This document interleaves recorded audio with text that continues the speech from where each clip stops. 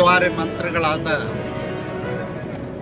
ಶ್ರೀ ಸುಧಾಕರ್ ಅವರ ನಿಧನದ ಸುದ್ದಿಯನ್ನು ಕೇಳಿದ ನಂತರ ಆಘಾತವಾಯಿತು, ದುಃಖವಾಯಿತು, ನಂಬಲಿಕ್ಕೆ ಅಸಾಧ್ಯವಾದಂಥ ಸುದ್ದಿ ಆಯಿತು.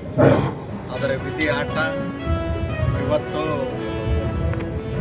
ಸುಧಾಕರ್ ಅವರು ನಮ್ಮನ್ನು ಅಗಲಿದ್ದಾರೆ.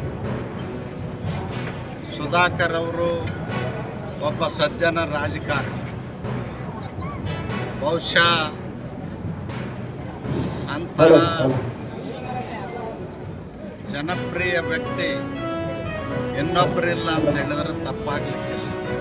ಸುಧಾಕರ್ ಅವರು ನನ್ನ ಜೊತೆಯಲ್ಲಿ ಮಂತ್ರಿಯಾಗಿ ಕೆಲಸ ಮಾಡಿದಂಥ ಸುಧಾಕರ್ ನಡವಳಿಕೆಯಿಂದ ಅವರು ಜನಪ್ರಿಯರಾದಂಥ ಇವತ್ತು ಇಡೀ ಚಿತ್ರದುರ್ಗದ ಜಿಲ್ಲೆಗೆ ಸುಧಾಕರ ಅಗಲಿಕೆಯಿಂದ ನಷ್ಟ ಆಗಿದೆ.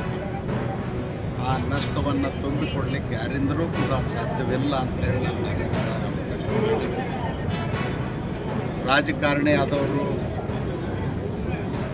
ಸಮಾಜದಲ್ಲಿ ಆದರ್ಶ ವ್ಯಕ್ತಿಯಾಗಿ ಬಾಳೆ ಹೋಗ್ಬೇಕಾಗ್ತದೆ. ಆ ಕೆಲಸವನ್ನು ಸುಧಾಕರ್ ಅವರು ಮಾಡಿದ್ದಾರೆ. ಸುಧಾಕರ್ ಅವರ ಹುಟ್ಟು ಆಕಸ್ಮಿಕವಾಗಿದ್ದರೂ ಕೂಡ ಸಾವು ನಿಶ್ಚಿತವಾಗಿರ್ತದೆ. ಅವರು ನಮ್ಮನ್ನು ಅಗಲುವಂಥ ವಯಸ್ಸಲ್ಲ. ಅವ್ರಿಗೆ ಕೇವಲ 65 ವರ್ಷ ಆಗಿರ್ಬೋದು, 65 ವರ್ಷ ಆಗಿರ್ಬೋದು. ಭಗವಂತ ಅವರ ಆತ್ಮಕ್ಕೆ ಚಿರಶಾಂತಿಯನ್ನು ನೀಡಲಿ. ಅವರ ಕುಟುಂಬ ವರ್ಗದವ್ರಿಗೆ ಆಗಿರ್ತಕ್ಕಂಥ ನೋವಿನಲ್ಲಿ, ದುಃಖದಲ್ಲಿ ನಾನು ಕೂಡ ಭಾಗಿಯಾಗಿದ್ದೇನೆ. ಈ ಸಂದರ್ಭದಲ್ಲಿ ಅವರ ಬಂಧು ಬಳಗದವ್ರಿಗೆ, ಅವರ ಕುಟುಂಬ ವರ್ಗದವ್ರಿಗೆ, ಅವರ ಅಭಿಮಾನಿಗಳಿಗೆ ನನ್ನ ಪ್ರಾರ್ಥನೆ, ಸುಧಾಕರ್ ಅವರು ಸಮಾಜಕ್ಕಾಗಿ ಹಾಕಿಕೊಂಡಿರ್ತಕ್ಕಂಥ ಕಾರ್ಯಕ್ರಮಗಳನ್ನ ಮುಂದುವರಿಸ್ಕೊಂಡು ಹೋಗಬೇಕು. ಅದೇ ನಿಜವಾದಂಥ ಶ್ರದ್ಧಾಂಜಲಿ ಅಂತ ಹೇಳಿ ಭಗವಂತ ಅವರ ಆತ್ಮಕ್ಕೆ ಚಿರಶಾಂತಿ ನೀಡಲಿ ಅಂತ ಪ್ರಾರ್ಥಿಸ್ತೀನಿ.